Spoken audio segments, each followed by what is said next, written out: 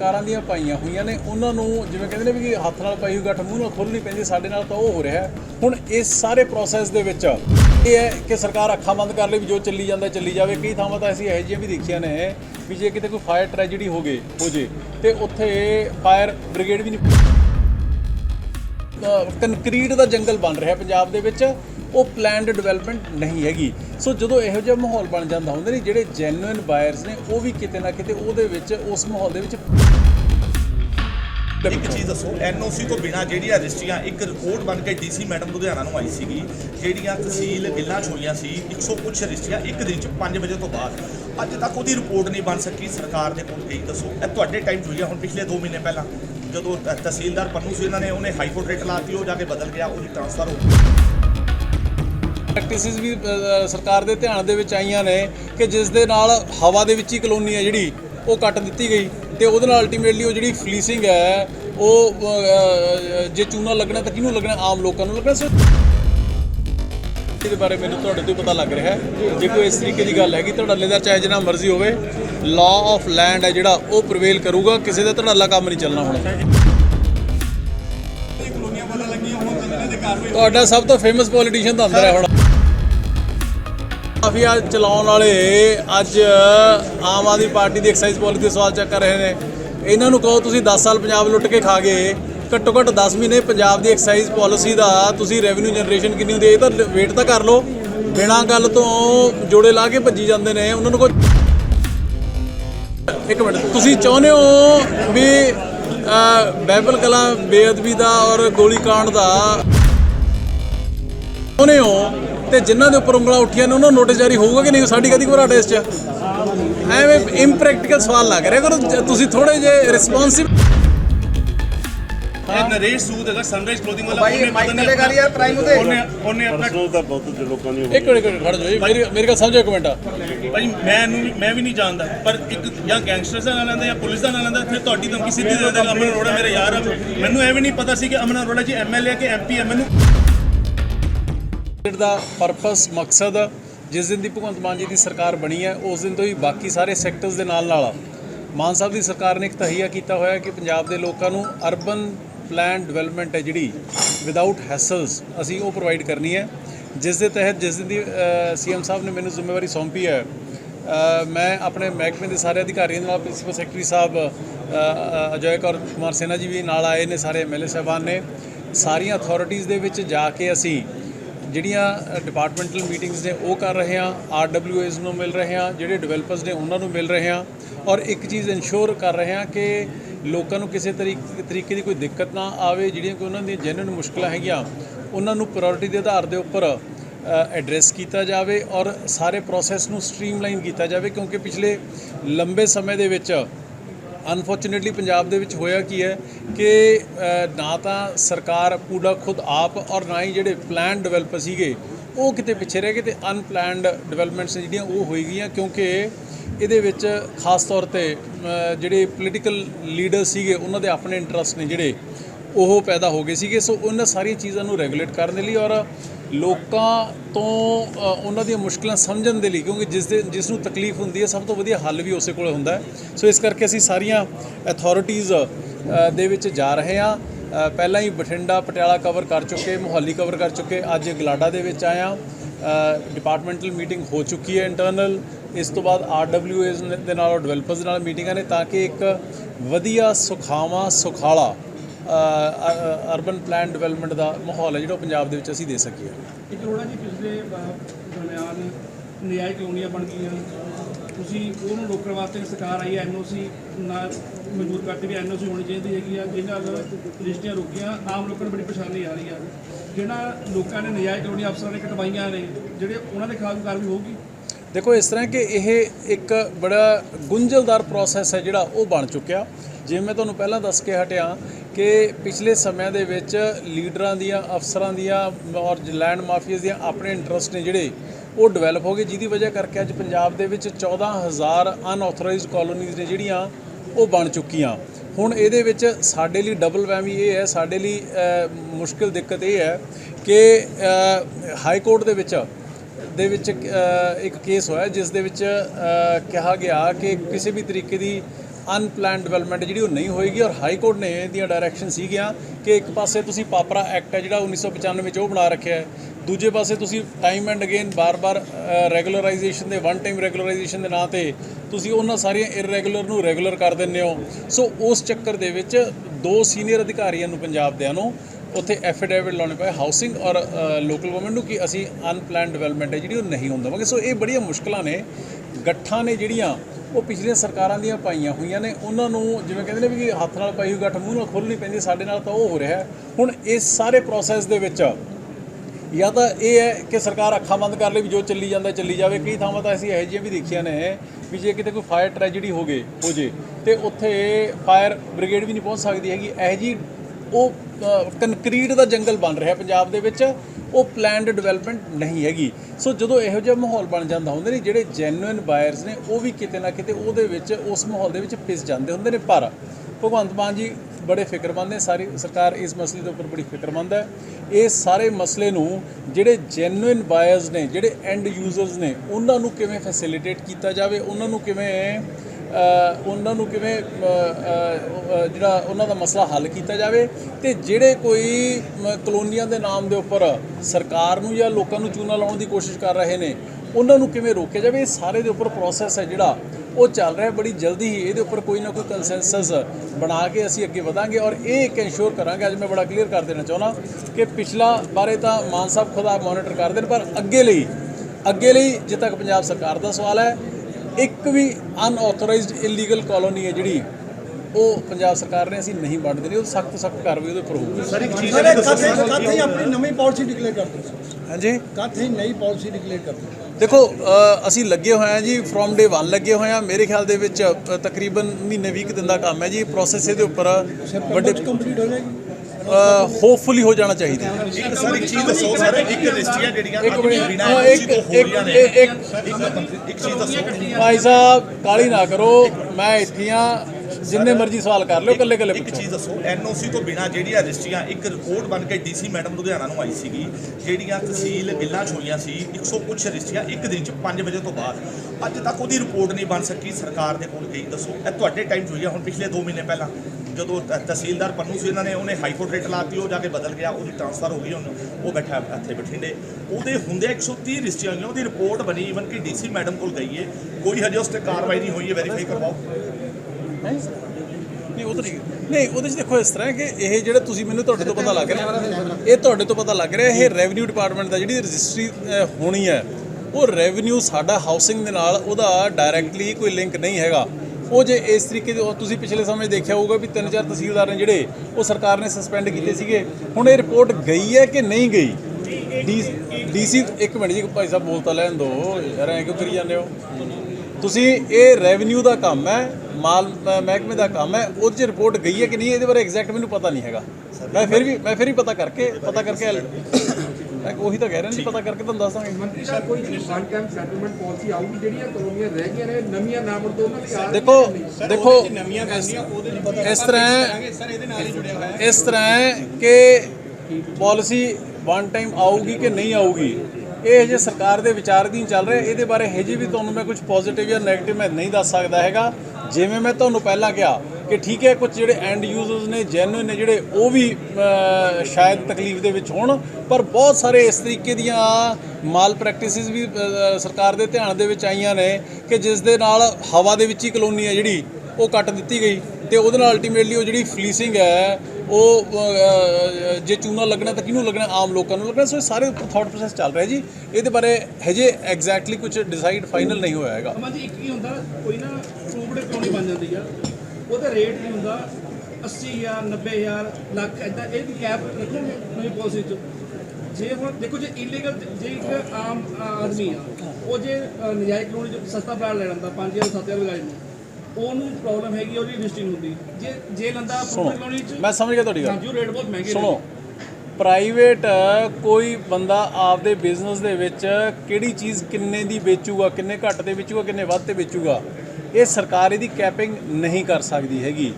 ਜਿਹੜਾ ਬੰਦਾ ਜਿੰਨਾ ਇਨਵੈਸਟ ਕਰੂਗਾ, ਲੋਕਾਂ ਨੂੰ ਉਨਾ ਅਟਰੈਕਟ ਕਰੂਗਾ, ਉਹ ਉਹਦੇ ਹਿਸਾਬ ਨਾਲ ਵੇਚੂਗਾ। 2 ਪ੍ਰਾਈਵੇਟ ਪਰਸਨਸ ਦੇ ਐਗਰੀਮੈਂਟ ਦੇ ਵਿੱਚ ਸਰਕਾਰ ਨਹੀਂ ਫਸ ਸਕਦੀ ਹੈਗੀ, ਨੰਬਰ 1। ਨੰਬਰ 2, ਜਿਹੜਾ ਤੁਸੀਂ ਕਹਿੰਦੇ ਹੋ ਕਿ ਜੇ ਕੋਈ ਗਰੀਬ ਬੰਦਾ, ਮੱਧ ਵਰਗੀ ਬੰਦਾ, ਉਹਦੇ ਲਈ ਆਲਰੇਡੀ ਸਰਕਾਰ ਦੀਆਂ ਪਾਲਿਸੀਜ਼ ਹੈਗੀਆਂ। EWS ਪਾਲਿਸੀ ਵੀ ਹੈਗੀ, ਅਫੋਰਡੇਬਲ ਹਾਊਸਿੰਗ ਦੀ ਪਾਲਿਸੀ ਵੀ ਹੈਗੀ।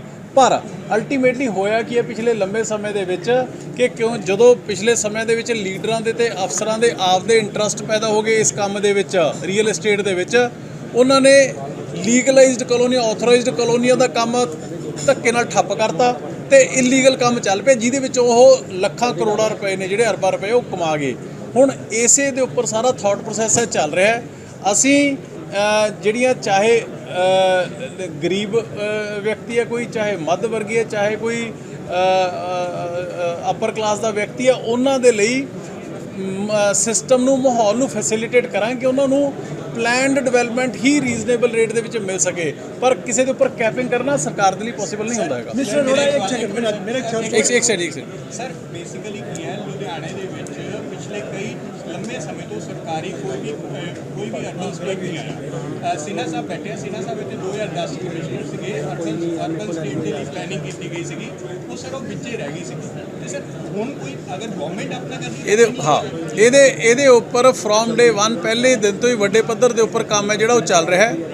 ਜਿਹੜੀਆਂ ਗਵਰਨਮੈਂਟ ਦੀਆਂ ਪੂਡਾ ਦੀਆਂ ਆਪਣੀਆਂ ਐਸਟੈਬਲਿਸ਼ਮੈਂਟਸ ਨੇ, ਚਾਹੇ ਉਹ ਹਾਊਸਿੰਗ ਦੇ ਵਿੱਚ ਨੇ ਔਰ ਚਾਹੇ ਉਹ ਇੰਡਸਟਰੀਅਲ ਦੇ ਵਿੱਚ ਨੇ, ਇਹਦੇ ਉੱਪਰ ਵੱਡੇ ਸਕੇਲ ਦੇ ਉੱਪਰ ਪਲੈਨਿੰਗ ਹੈ ਜਿਹੜੀ ਉਹ ਚੱਲ ਰਹੀ ਹੈ।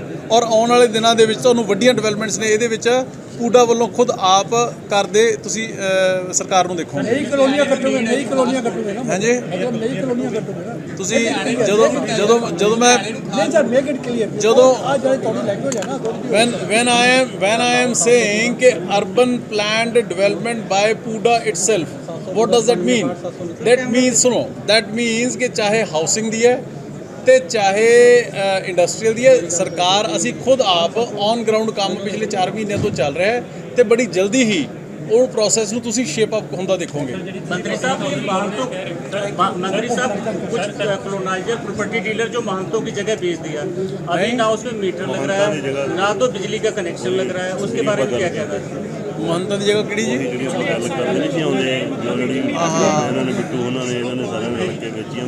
ਕਾਂਗਰਸੀ ਦੇ ਵਿੱਚ ਜਿਹੜੀ ਗੱਲ ਕਰਦੇ ਸੀ ਇਹਦੀ ਕੋਈ ਕੰਪਲੇਂਟ ਵਗੈਰਾ ਕੰਪਲੇਂਟ ਕੀਤੀ ਹੈ।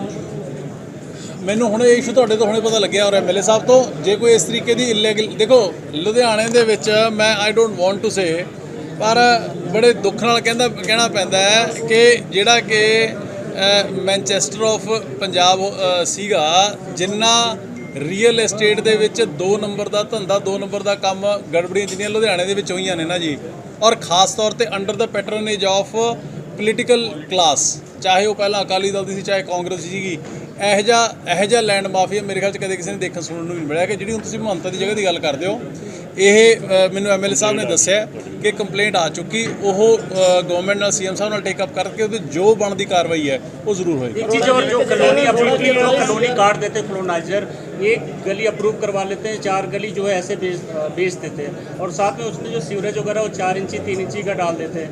इसके बाद वो जाम हो जाता है, जो MLA है उनके ऑफिस के बाहर धरना लगा के लोग बैठ जाते हैं। उसके बारे में भाई साहब सुनिए, सुनो देखिए, सुनो एक मिनट, यही मैं आपको कहने की कोशिश कर रहा हूँ कि ये आज के बाद तो सरकार का बड़ा स्टैंड क्लियर है कि हमने ये नॉनसेंस होने नहीं देनी, नंबर 1। लेकिन इसके साथ साथ सरकार के साथ साथ ना जी, इसमें लोगों का भी, मीडिया का भी, आम पब्लिक का भी, एटलीस्ट लुधियाना आप लोगों का अपना शहर है, जहां आप लोगों को गलत डेवलपमेंट होती नज़र आए तो please let the government know. इससे पहले वाली सरकारें गई कि उन्होंने जो खुद लीडर बैठ के कटवाते थे अधिकारियों की मिली भुगत के, वो टाइम गया। जहाँ कोई अनप्लैंड इलीगल कंस्ट्रक्शन आपको डेवलपमेंट होती नज़र आती है, हमें बताइए, वो बिल्कुल नहीं होने दिया जाएगा।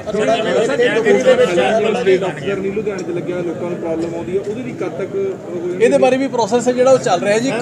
ਕਾਫੀ ਸਾਡੀਆਂ ਵੈਕੈਂਸੀਜ਼ ਜਿਹੜੀਆਂ ਉਹ ਫਿਲ ਹੋ ਚੁੱਕੀਆਂ, ਬਾਕੀ ਜਿਹੜੀਆਂ ਰਹਿੰਦੀਆਂ ਨੇ ਉਹ ਬੜੀ ਜਲਦੀ ਫਿਲ ਹੋਣਗੀਆਂ। ਆਲਮੋਸਟ ਅਸੀਂ 300 ਦੇ ਕਰੀਬ ਜਿਹੜੇ ਸਾਡੇ ਛੋਟੇ ਔਰ ਮਿਡ ਲੈਵਲ ਦੇ ਸਾਡੇ ਜਿਹੜੇ ਅਫਸਰ ਨੇ, ਉਹਨਾਂ ਦੀ ਅਸੀਂ ਰਿਕੁਐਜ਼ੀਸ਼ਨ ਹੈ ਜਿਹੜੀ ਸਰਕਾਰ ਤੋਂ ਮੰਗੀ ਹੋਈ ਹੈ। ਬੜੀ ਜਲਦੀ ਸਾਰੀਆਂ ਪੋਸਟਾਂ ਜਿਹੜੀਆਂ ਫਿਲ ਹੋ ਜਾਣਗੀਆਂ। एक चीज़ और सर क्लियर करवाना चाहते हैं, जो CRP ਕਲੋਨੀ ਦੁਗਰੀ ਹੈ, ਇੱਥੇ ਜਿਹੜੇ ਕਾਫੀ ਫਲੈਟਸ ਦੰਗਾ ਪੀੜਤਾਂ ਨੂੰ ਅਲਾਟ ਕੀਤੇ ਗਏ ਨੇ ਜੀ, ਪਰੰਤੂ ਉਸ ਤੋਂ ਇਲਾਵਾ ਵੀ ਬਹੁਤ ਲੋਕ ਜਿਹੜਾ ਕਬਜ਼ਾ ਕਰਕੇ ਬੈਠੇ ਹੈਗੇ ਨੇ ਔਰ ਜਿਹੜੇ ਕੁਝ ਕੁ ਉੱਥੇ ਦੇ ਬੰਦੇ ਹੈਗੇ ਨੇ ਜਿਹੜੇ ਆਪਣੇ ਆਪ ਨੂੰ ਸਮਝਦੇ ਧੜੱਲੇਦਾਰ, ਉਹ ਹੋਰਾਂ ਦੇ ਲਾਲ ਕਾਰਡ ਦੇ ਉੱਪਰ ਫਲੈਟ ਇਸ਼ੂ ਕਰਾ ਕੇ ਤੇ ਆਮ ਜਨਰਲ ਵੇਚ ਰਿਹਾ ਜੀ। ਸਰਕਾਰ ਨੂੰ ਬਹੁਤ ਵੱਡਾ ਜਿਹੜਾ ਚੂਨਾ ਲਗਾਇਆ ਜਾ ਰਿਹਾ।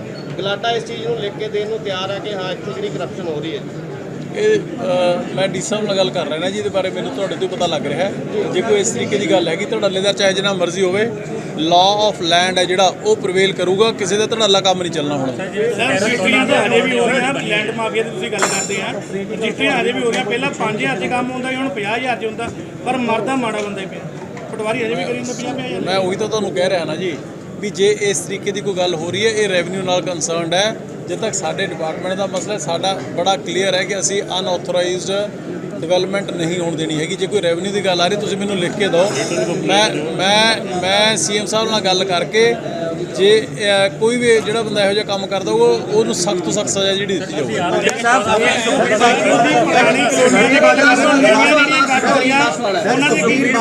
ਉਹਨਾਂ ਦੇ ਕੀ ਲੋਕ ਆ ਰਹੇ ਤੁਹਾਡਾ ਸਭ ਤੋਂ ਫੇਮਸ ਪੋਲੀਟੀਸ਼ੀਅਨ ਤਾਂ ਅੰਦਰ ਹੈ ਹੁਣ। ਸਰ ਪੰਜਾਬ 'ਚ ਜਿਹੜੀ ਪਾਲਿਸੀ ਬਣਾਈ ਆ, ਸੁਖਬੀਰ ਬਾਦਲ ਕਹਿੰਦਾ ਈਡੀ ਦੀ ਜਾਂਚ ਕਰਾਉਣੀ ਚਾਹੀਦੀ ਹੈ। ਹਾਂਜੀ, ਪੰਜਾਬ 'ਚ ਜਿਹੜੀ ਪਾਲਿਸੀ ਬਣਾਈ ਆ ਐਕਸਾਈਜ਼ ਪਾਲਿਸੀ ਤੇ ਈਡੀ ਤੇ ਉਹਦੀ ਆਪਣਾ ਸੀਬੀਆਈ ਦੀ ਜਾਂਚ। ਇੰਨਾ ਲੰਮਾ ਸਮਾਂ ਸ਼ਰਾਬ ਮਾਫੀਆ ਚਲਾਉਣ ਵਾਲੇ ਅੱਜ ਆਮ ਆਦਮੀ ਪਾਰਟੀ ਦੀ ਐਕਸਾਈਜ਼ ਪਾਲਿਸੀ ਦੇ ਸਵਾਲ ਚੱਕ ਕਰ ਰਹੇ ਨੇ। ਇਹਨਾਂ ਨੂੰ ਕਹੋ ਤੁਸੀਂ 10 ਸਾਲ ਪੰਜਾਬ ਲੁੱਟ ਕੇ ਖਾ ਗਏ, ਘੱਟੋ ਘੱਟ 10 ਮਹੀਨੇ ਪੰਜਾਬ ਦੀ ਐਕਸਾਈਜ਼ ਪਾਲਿਸੀ ਦਾ ਤੁਸੀਂ ਰੈਵਨਿਊ ਜਨਰੇਸ਼ਨ ਕਿੰਨੀ ਹੁੰਦੀ ਹੈ ਇਹ ਤਾਂ ਵੇਟ ਤਾਂ ਕਰ ਲਓ। ਬਿਨਾਂ ਗੱਲ ਤੋਂ ਜੋੜੇ ਲਾ ਕੇ ਭੱਜੀ ਜਾਂਦੇ ਨੇ। ਉਹਨਾਂ ਨੂੰ ਕੋਈ 10 ਮਹੀਨੇ ਖੜ੍ਹ ਜਾਓ। 9 ਮਹੀਨਿਆਂ ਦੇ ਵਿੱਚ ਜਦੋਂ ਪਾਲਿਸੀ ਲਾਗੂ ਹੋਈ ਹੈ ਇਹ ਔਰ 31 ਮਾਰਚ ਤੱਕ ਤੁਸੀਂ ਰੈਵਨਿਊ ਜਨਰੇਸ਼ਨ ਦੇਖ ਲਓ ਕਿੰਨੀ ਹੁੰਦੀ ਹੈ। ਉਹ ਤੋਂ ਮਗਰ ਸੁਖਬੀਰ ਬਾਦਲ ਜੀ ਰੌਲਾ ਪਾ ਲੈਣਾ। 10 ਸਾਲ ਤਾਂ ਆਪ 2 ਨੰਬਰ ਦਾ ਕੰਮ ਕਰੀ ਗਏ ਨੇ। ਸਰ ਪਹਿਲਾਂ ਠੇਕੇ ਦੂਜੇ ਵੀ ਹੁੰਦੇ ਸੀ, ਉਹ ਨਾਲ ਹੋ ਗਏ ਤੇ ਸ਼ਰਾਬ ਵਾਲੇ ਹੋ ਗਏ ਆ। ਸਰ ਬੁਖਲਾਹਟ ਹੈ ਕਿਤੇ ਦੂਸਰਾ ਨੋਟਿਸ ਜਾਰੀ ਕਰ ਦਿੱਤਾ ਗਿਆ था ਕਿਹੜਾ ਜੀ? ਸੁਖਬੀਰ ਬਾਦਲ ਨੂੰ ਕਾਹਦਾ ਨੋਟਿਸ? ਸਰ ਬੇਅਦਬੀ ਵਾਲੇ ਮਾਮਲੇ home minister as home minister ਸੀ ਸਰ, ਜਦੋਂ ਉਹਨਾਂ ਨੇ ਬੇਅਦਬੀ ਹੋਈ ਹੈ, ਜਦੋਂ ਗੋਲੀ ਕਾਂਡ ਹੋਇਆ ਵਾ, ਉਸ ਚੀਜ਼ ਨੂੰ ਲੈ ਕੇ ਦੂਸਰਾ ਨੋਟਿਸ ਜਾਰੀ ਕਰ ਦਿੱਤਾ ਗਿਆ। ਅਤੇ ਫਿਰ ਇਹ ਬੁਖਲਾਹਟ ਤਾਂ ਨਹੀਂ ਕਿਤੇ ਸਰ ਕਾਹਦੀ? ਕਿ ਜਿਹੜਾ ਆਮ ਆਦਮੀ ਪਾਰਟੀ ਦੇ ਨਾ ਇੱਕ ਮਿੰਟ ਤੁਸੀਂ ਚਾਹੁੰਦੇ ਹੋ ਵੀ ਬਾਈਬਲ ਕਲਾਂ ਬੇਅਦਬੀ ਦਾ ਔਰ ਗੋਲੀ ਕਾਂਡ ਦਾ ਮਸਲਾ ਹੱਲ ਹੋਵੇ? ਚਾਹੁੰਦੇ ਹੋ ਕਿ ਨਹੀਂ ਚਾਹੁੰਦੇ? ਫਿਰ ਜਦੋਂ ਚਾਹੁੰਦੇ ਹੋ ਤੇ ਜਿਨ੍ਹਾਂ ਦੇ ਉੱਪਰ ਉਂਗਲਾਂ ਉੱਠੀਆਂ ਨੇ ਉਹਨਾਂ ਨੂੰ ਨੋਟਿਸ ਜਾਰੀ ਹੋਊਗਾ ਕਿ ਨਹੀਂ? ਸਾਡੀ ਕਦੀ ਘਬਰਾਹਟ ਇਸ 'ਚ? ਐਵੇਂ ਇੰਪ੍ਰੈਕਟੀਕਲ ਸਵਾਲ ਨਾ ਕਰਿਆ ਕਰੋ, ਤੁਸੀਂ ਥੋੜੇ ਜਿਹੇ ਰਿਸਪੌਂਸਿਬਲ ਸਵਾਲ ਕਰਿਆ ਕਰੋ। ਸਰ ਆਮ ਆਦਮੀ ਪਾਰਟੀ ਦੀ ਸਰਕਾਰ ਆਈ ਸੀ, ਕਹਿੰਦੇ ਜਨਤਾ ਦੀ ਭਾਈ ਸਰਕਾਰ ਹੈ। ਸਾਹਿਬ ਤੁਸੀਂ ਰਿਪੋਰਟਰ ਹੋ? ਜੀ ਹਾਂਜੀ ਦੱਸੋ ਕਿਹੜੇ ਪੇਪਰ ਦੇ ਹੋ? ਸਰ ਪ੍ਰਾਈਮ ਦੇ। ਹਾਂਜੀ ਦੱਸੋ। ਆਮ ਆਦਮੀ ਦੀ ਸਰਕਾਰ ਆਈ ਸੀ, ਕਹਿੰਦੇ ਜਨਤਾ ਦੀ ਸਰਕਾਰ ਆਈ, ਜਨਤਾ ਨੂੰ ਰਾਹਤ ਮਿਲੀ, ਪਰ ਇੱਕ ਸ਼ਖਸ ਤੁਹਾਡੀ ਫੋਟੋ ਲਾ ਕੇ ਥ੍ਰੈਟ ਕਰ ਰਿਹਾ ਇਸ ਬੰਦੇ ਨੂੰ। ਬੰਦੇ ਲੈ ਕੇ ਗਰੀਸ਼ ਚੋਪੜਾ ਨਾਮ ਦਾ ਹੈਗਾ ਜੀ, ਧਾਗੇ ਦਾ ਡੀਲਰ, ਬਾਰ-ਬਾਰ ਤੁਹਾਡਾ ਨਾਂ ਲੈ ਕੇ ਕਦੀ ਪੁਲਿਸ ਵਾਲੇ ਲੈ ਕੇ ਆ ਜਾਂਦਾ, ਕਦੀ ਗੁੰਡੇ ਬਦਮਾਸ਼ੀ ਦੀ ਕਹਿੰਦਾ। ਤੇ ਪਰਸੋਂ ਹੁਣ ਮੈਨੂੰ ਇਹ ਕਹੇਗਾ ਜੀ ਅਮਨ ਚੋਪੜਾ ਜੀ ਨੂੰ ਜਾਣਦੇ ਹੋ, ਮੈਂ ਉਹਨਾਂ ਦਾ ਯਾਰ ਦੋਸਤ ਹੈਗਾ। ਇਹ ਹੈਗਾ ਮੈਨੂੰ ਬੱਚਿਆਂ ਦਾ ਸਭ ਦਾ ਜੀਣਾ ਹਰਾਮ ਕਰਕੇ। ਕੀ ਮਸਲਾ ਕੀ ਹੈ ਤੁਹਾਡਾ? ਭਾਜੀ ਮੇਰਾ ਕੋਈ ਨਰੇਸ਼ ਸੂਦ ਹੈ ਕਿ ਉਹਨਾਂ ਨਾਲ ਕੌਣ ਹੈ? ਕੌਣ ਬੰਦਾ ਕੌਣ ਇਹ? ਭਾਜੀ ਇਹ ਗਰੀਸ਼ ਚੋਪੜਾ ਹੈ ਜੀ, ਧਾਗੇ ਦਾ ਡੀਲਰ ਹੈ ਕਿ ਧਾਗੇ ਦਾ ਏਜੰਟ ਹੈ, ਮੈਨੂੰ ਨਹੀਂ ਜਾਣਦਾ, ਮੈਂ ਇਹਨੂੰ ਜਾਣਦਾ ਵੀ ਨਹੀਂ ਆ ਜੀ। ਇਹ ਨਰੇਸ਼ ਸੂਦ ਹੈਗਾ ਸਨਰਾਈਜ਼ ਕਲੋਥਿੰਗ ਵਾਲਾ।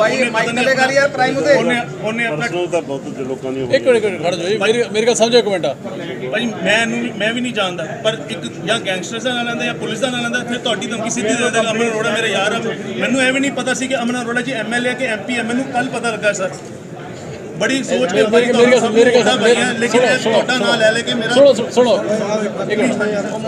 ਮੇਰੇ ਨਾਲ ਫੋਟੋਆਂ ਤਾਂ ਹਜ਼ਾਰਾਂ ਬੰਦਿਆਂ ਦੀਆਂ ਹੋਣਗੀਆਂ, ਠੀਕ ਹੈ ਨਾ ਜੀ, ਪਰ ਦੈਟ ਡਜ਼ ਨਾਟ ਮੀਨ ਕਿ ਕੋਈ ਮੇਰੇ ਨਾਂ ਤੇ ਗਲਤ ਕੰਮ ਕਰ ਲਊ। ਸੁਣ ਤਾਂ ਲਓ ਭਾਈ ਸਾਹਿਬ, ਇੱਕ ਮਿੰਟ ਸ਼ਾਂਤੀ ਰੱਖੋ। ਐਸਐਸਪੀ ਸਾਹਿਬ ਫੜੋ ਇਹ ਬੰਦਾ, ਜਿਹੜਾ ਭਾਈ ਸਾਹਿਬ ਦੀ ਕੰਪਲੇਂਟ ਲਓ। ਜਿਹੜਾ ਵੀ ਬੰਦਾ ਹੈਗਾ ਕੋਈ ਇਹ ਇਮੀਡੀਏਟਲੀ ਉੱਤੇ ਸਖਤ ਤੋਂ ਸਖਤ ਕਾਰਵਾਈ ਹੋਵੇ, ਐਜ਼ ਪਰ ਲਾਅ ਹੋਵੇ, ਠੀਕ ਹੈ ਜੀ। ਕੋਈ ਮੇਰਾ ਦੋਸਤ ਨਹੀਂ, ਕੋਈ ਮੇਰਾ ਦੁਸ਼ਮਣ ਨਹੀਂ। ਲਾਅ ਆਫ ਲੈਂਡ ਹੈ ਜਿਹੜਾ ਉਹ ਪ੍ਰਵੇਲ ਹੋਣਾ ਚਾਹੀਦਾ, ਠੀਕ ਹੈ ਜੀ। ਮਿਲੋ ਤੁਸੀਂ ਇਹਨਾਂ ਨੂੰ ਮਿਲਿਓ। ਸਰ ਤਰਨਤਾਰਨ ਦੇ ਕ੍ਰਿਸ਼ਨਾ ਦਾ ਵਿਵਾਦ ਵਧਿਆ ਹੈ। ਤਰਨਤਾਰਨ ਕੋਰਟ ਨੇ ਇੱਕ ਤੁਹਾਡੇ ਭਾਈ ਸਾਹਿਬ ਗੱਲ ਪਤਾ ਕੀ ਹੈ, ਹੁਣ ਤੁਸੀਂ ਮੈਨੂੰ ਚਾਹੇ ਤੋਂ ਮਗਰੋਂ ਆਪਾਂ ਘੰਟਾ ਲਾ ਲਾਂਗੇ। ਹੁਣ ਜਿਹੜੀ ਸੰਗਤ ਬੈਠੀ ਹੈ ਨਾ, ਮੈਂ ਲੋਕਾਂ ਦੇ ਸਾਡੇ ਹਾਊਸਿੰਗ ਦੇ ਮਸਲੇ ਨੇ ਜਿਹੜੇ ਉਹ ਸਮਝਦੇ ਨਹੀਂ ਆ। ਨੋਟਿਸ ਆਇਆ ਜੀ ਤਰਨ ਗੈਰ ਵਾਰੰਟ ਜਾਰੀ ਹੋਇਆ 3 ਮੰਤਰੀਆਂ ਦੇ ਆਮ ਆਦਮੀ ਪਾਰਟੀ ਦੇ। ਹਾਂਜੀ ਤੇ ਫਿਰ ਕੋਰਟ ਨੇ ਨੋਟਿਸ ਇਸ਼ੂ ਕੀਤਾ। ਮੈਂ ਕੀ ਕਮੈਂਟ ਕਰ ਸਕਦਾ? ਜਿਹੜਾ ਸਬ ਜੁਡਿਸ ਹੈ, ਜੇ ਕੋਈ ਵੀ ਵਿਅਕਤੀ, ਚਾਹੇ ਮੈਂ ਆ, ਚਾਹੇ ਤੁਸੀਂ ਹੋ, ਚਾਹੇ ਮੁੱਖ ਮੰਤਰੀ, ਚਾਹੇ ਪ੍ਰਧਾਨ ਮੰਤਰੀ ਹੈ, ਜੇ ਕੋਈ ਨਹੀਂ ਗਿਆ, ਕੋਰਟ ਨੇ ਜੇ ਅਵੇਲੇਬਲ ਵਾਰੰਟ ਇਸ਼ੂ ਕਰਦੇ ਤੇ ਭਾਈ ਸਾਹਿਬ ਤੁਸੀਂ ਕੀ ਪੋਲੀਟੀਕਲ ਕਮੈਂਟ ਭਾਲਦੇ ਹੋ? ਤੇ ਸਮਝਾਓ ਮੈਨੂੰ। ਸਮਝਾਓ ਖੜ ਤਾਂ ਜੇ ਇੱਕ ਮਿੰਟ ਯਾਰ ਸਮਝਾਓ ਕੀ ਭਾਲਦੇ ਹੋ ਤੇ ਗੱਲ ਨੂੰ ਸਮਝਿਆ ਕਰੋ ਤੁਸੀਂ ਨਾ ਹਰੇਕ ਗੱਲ ਦੇ ਵਿੱਚੋਂ ਰਾਜਨੀਤੀ ਕੱਢਣ ਦੀ ਕੋਸ਼ਿਸ਼ ਨਾ ਕਰਿਆ ਕਰੋ ਇੱਕ ਬੰਦਾ ਕੋਰਟ ਆਫ ਲਾਅ ਦੇ ਅੱਗੇ ਨਹੀਂ ਪੇਸ਼ ਹੋਇਆ ਹੈਗਾ ਕੋਰਟ ਨੇ ਉਹਨੂੰ ਨੋਟਿਸ ਜਾਰੀ ਕਰਤਾ ਉਹ ਅਗਲਾ ਜਾਂ ਪੇਸ਼ ਹੋ ਜਾਊਗਾ ਜਾਂ ਜ਼ਮਾਨਤ ਲੈ ਲੂਗਾ ਜਾਂ ਅੰਦਰ ਹੋ ਜਾਊਗਾ ਇਹ 'ਚ ਕੀ ਖਾਸ ਗੱਲ ਹੈ ਹੁਣ ਮੈਨੂੰ ਕੰਮ ਕਰ ਲੈਂਦੇ ਜਿਹੜੇ